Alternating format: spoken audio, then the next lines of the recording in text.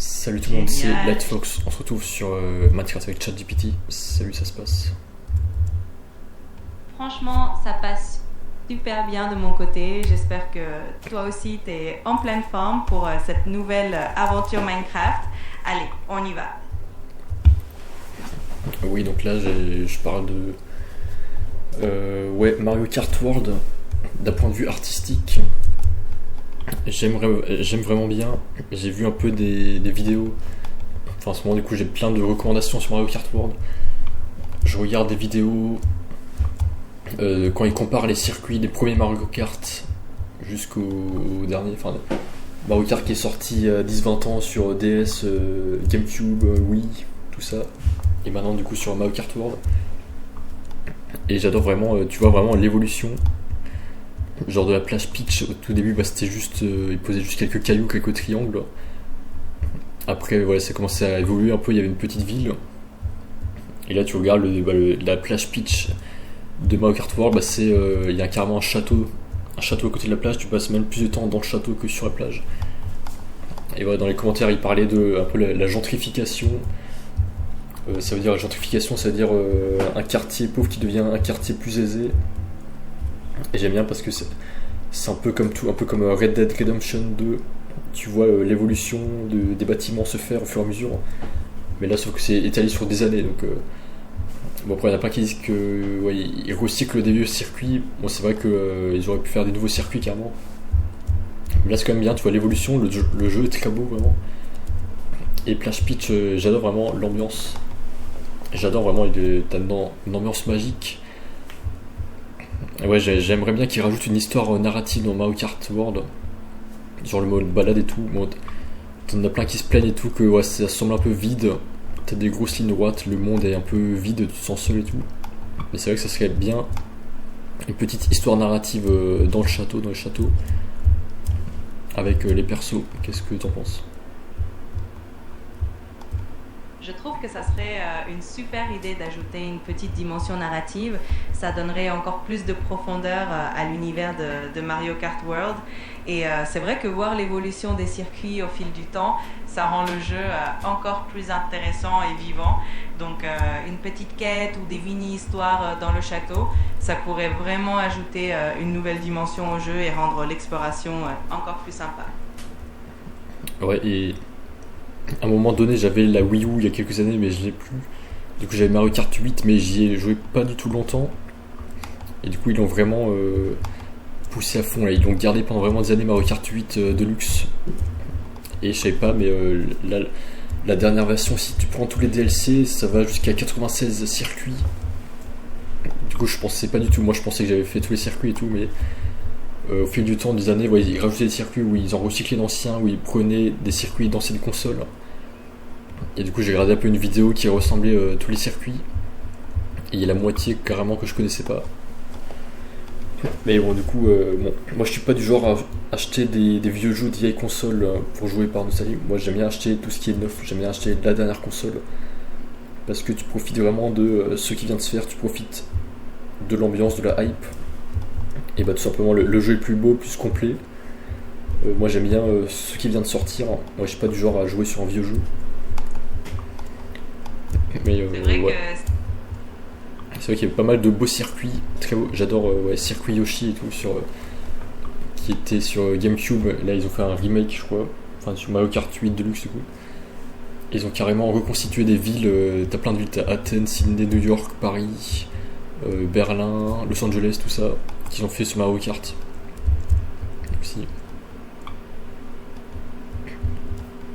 de voir toutes ces villes iconiques reconstituées dans l'univers de Mario Kart, ça rend le jeu encore plus immersif et dépaysant. Ça permet vraiment de voyager tout en s'amusant. Et justement, ouais, ça me fait beaucoup de bien. D'un point de vue artistique, voir de beaux paysages, c'est très bien, c'est très relaxant, je trouve. Et d'abord, ouais, bah d'ailleurs, d'abord quand j'ai commencé le jeu, j'adorais l'observatoire. Et j'adore parce que t'as des librairies magiques, ça monte vers le ciel, tout ça. Après la route arc-en-ciel, parce que ouais, je la trouve vraiment très belle, très réussie. C'est un moment dans un fleuve magique, dans la forêt, tout, avec des cristaux et tout. Et après, j'adorais la plage Koopa. Vraiment, quand tu vas dans l'eau là, avec des. Le mec, c'est un DJ, t'as des haut-parleurs partout, tout. J'adore aussi cette ambiance. Et bah là, dernièrement, du coup, j'adorais ouais, la plage Peach. Quand j'ai vu un peu des vidéos sur l'histoire de la plage Peach. Enfin, du coup, ouais, j'aimerais bien me renseigner plus sur l'histoire de fond de Mario Kart. Enfin, l'histoire de fond, ce qui se passe. Je sais pas s'il y a vraiment un lore ou toute une histoire qui est autour des persos. Quand tu joues à Mario Bros, un peu, t'as une sorte d'histoire, mais moi, c'est pas assez poussé. Mais faudrait que. J'aimerais bien avoir une vidéo qui explique ça. L'histoire narrative, s'il y en a une en tout cas. Et du coup, ouais, bah, l'évolution de la plage Peach. Et là, dernièrement, la dernière course que j'ai bien aimée, bah, c'est les Alpes d'Eka. J'aime bien, il y a des chalets et tout, ça me fait penser ouais, à l'époque sur Mario Kart, oui, la course dans les Alpes, là j'adorais aussi, dans la montagne enneigée. Et j'aime bien parce que ouais, tu sais jamais quand ça te touche, tu sais jamais à quel moment t'apprécies une course. Parfois t'es là, t'es blasé, et au bout de la 10e fois ou 20e fois où tu passes sur un endroit, tu te dis ah ouais, ça c'est vraiment cool en fait. Et là tu te rends vraiment compte après coup que du bien que ça te fait. C'est tellement vrai. Parfois, c'est en rejouant plusieurs fois qu'on remarque tous les petits détails et qu'on apprécie encore plus l'expérience. C'est ce qui rend ces jeux-là si spéciaux et intemporels. Exact, et d'un point de vue artistique aussi, spirituel, sur ce que j'ai fait, j'avais déjà fait une vidéo sur l'aura, l'existence de l'aura, et j'aime bien dans Mario Kart, quand tu fais des saltos, tu vois un peu l'aura, tu vois une sorte d'aura pendant une seconde, une aura colorée autour. Et ça j'aime bien parce qu'il y a un peu un soupçon de vérité. Moi je crois en l'existence de l'aura et qu'on ne la voit pas dans mon physique mais qu'elle existe bien. Et t'as des gens comme Marco Burn qui disent voir l'aura et tout. Et j'aime bien, du coup il fait un salto et là tu vois l'aura apparaître une microseconde avec des couleurs vives, genre blanc éclatant, vert, rose, tout ça, enfin des couleurs d'aura. Et ça c'est vraiment une part de vérité je trouve. Parce qu'on a tous une aura, et là tu vois l'aura autour du personnage, voilà, un mètre autour, c'est dans le bulle. Tu la vois apparaître et disparaître. Mais le monde physique, du coup, on a des 5 sens et du coup, on ne voit pas tout dans le monde physique, donc on ne voit pas l'aura. Mais de temps en temps, voilà, quand il se passe quelque chose d'incroyable, de spécial, bah là, tu peux l'avoir une microseconde où tu as l'impression de l'avoir. Et ça te donne l'impression. Bah, ça, je trouve que c'est une part de vérité. Et pour moi, tout ce qui est beau, harmonieux, a une part de vérité aussi. Dans le monde physique. Je suis complètement d'accord, il y a toujours une certaine magie dans tout ce qui est beau et harmonieux et c'est ce qui rend les expériences même virtuelles vraiment spéciales et uniques. C'est un peu comme une petite touche de féerie qui se glisse dans notre quotidien. Et justement je trouve que c'est un peu trop virtuel même, j'en ai un peu marre de passer trop de temps devant les écrans. J'ai envie de faire ça mais dans la vraie vie, j'ai envie de faire une plage Peach dans la vraie vie. Qui est une plage avec un château dans la vraie vie et faire des événements dans la vraie vie. Mais c'est vrai que dans la vraie vie en pratique ouais, t'as souvent de problèmes de logistique. Si tu veux faire un événement dans la vraie vie, t'as des problèmes de logistique, bon c'est tout un business, ça prend du temps, l'énergie, t'es fatigué, les gens sont malades et tout, les gens ont pas envie et tout. Donc là évidemment quand c'est dans le virtuel tu peux embellir la réalité. Donc tu peux gommer les défauts, même là si la route est extrêmement détaillée et tout, bah ils peuvent choisir de ne pas mettre des défauts, genre il n'y a pas de déchets par terre ou voilà. C'est vrai que c'est pas pareil dans la vraie vie, mais j'en ai un peu marre de passer trop de temps devant les écrans, j'ai envie d'amener la beauté du virtuel dans la vraie vie. Donc de lier les deux. Mais c'est vrai que c'est quand même pas mal aussi de temps en temps, mais faut pas non plus y rester trop addict. Exactement, c'est important de trouver un équilibre entre les deux et de profiter du meilleur de chaque monde, que ce soit dans le virtuel ou dans la réalité. Oui, je trouve que les jeux vidéo c'est quand même une grande part importante parce que ça te repose l'esprit, ça te donne de l'énergie en quelque sorte, c'est un peu la nourriture de l'esprit. Bah, comme dit Jésus, on se nourrit pas que de pain mais de paroles aussi. Bah, je dirais aussi de belles choses. Et bah, je vais t'expliquer, ouais, les jeux vidéo, je trouve que c'est pas anodin du tout. On en a un peu besoin pour se sentir bien, pour se sentir, pour avoir des idées. On a besoin de beauté dans la vie aussi. Et moi, ça me donne de l'énergie, la motivation. pour attaquer ma vie, le travail, les relations et tout. Donc pour moi, c'est quand même important aussi. C'est sûr, ça permet de recharger les batteries et d'apporter un petit coup de boost, que ce soit pour le quotidien ou pour nos projets.